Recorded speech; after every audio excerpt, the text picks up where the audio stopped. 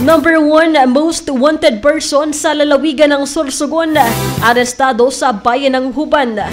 Ang buong detalye ng balita nasa linya sa Megapo Patrol number 28, ang aming News Director, Jomar Hestre. Bicol Network News Report!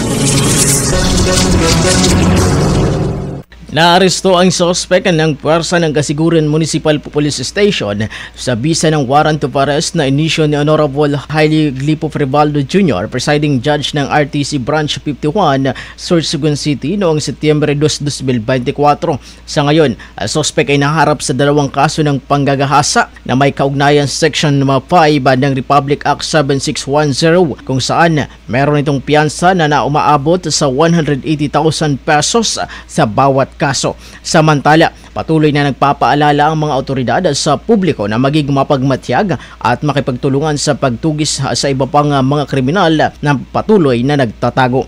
Para sa Bicol Network News, ito po si Mega Patrol number 28, Jomar Hestre, tatak, tunay na serbisyo.